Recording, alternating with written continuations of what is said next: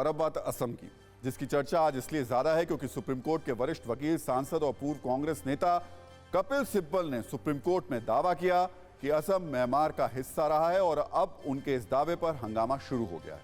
BJP Kapil Sibal पर हमलावर है। कपिल सिब्बल पर सबसे तीखा हमला असम के सीएम हिमंता बिस्वा शर्मा ने किया। हिमंता बिस्वा शर्मा ने कहा कि जिस मामले में जानकारी ना हो उस मामले में नहीं बोलना चाहिए। दरअसल नागरिकता अधिनियम 1955 की धारा 6A की वैधता को चुनौती देने वाली याचिकाओं पर सुनवाई हो रही थी। इस सुनवाई के दौरान कपिल सिब्बल ने कहा कि एक संधि के तहत अंग्रेजों को सौंपे जाने से पहले असम मूल रूप से म्यांमार का हिस्सा था। उन्होंने आगे कहा, पलायन को रोका नहीं जा सकता। अगर आप असम के इतिहास को देखें तो आपको समझ आएगा कि कौन कब आया, इसका पता लगाना असंभव है। असम असल में म्यांमार का हिस्सा था।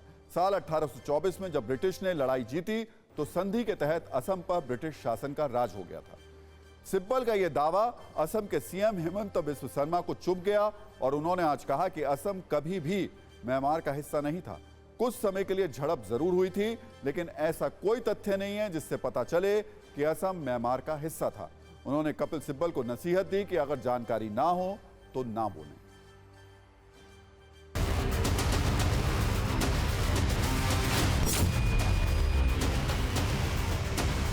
If you look at the history of Assam, you'll realize that it's impossible to figure out who came when.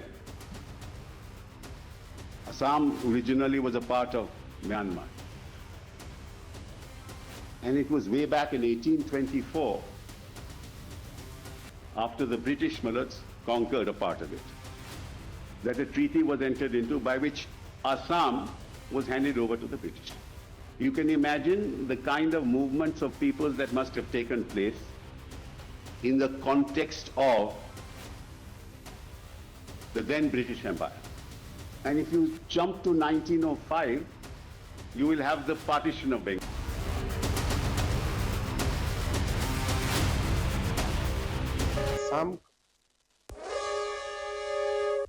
तो देखिए, सत्ता में आज का टाइम खत्म हो गया, लेकिन अपने सभी न्यूज़ मित्रों से हमारी न्यूज़ रिक्वेस्ट है कि वो सत्ता की न्यूज़ रील्स को ज़्यादा से ज़्यादा शेयर करें और अपने सुझाव हमें व्हाट्सएप ज़रूर करें।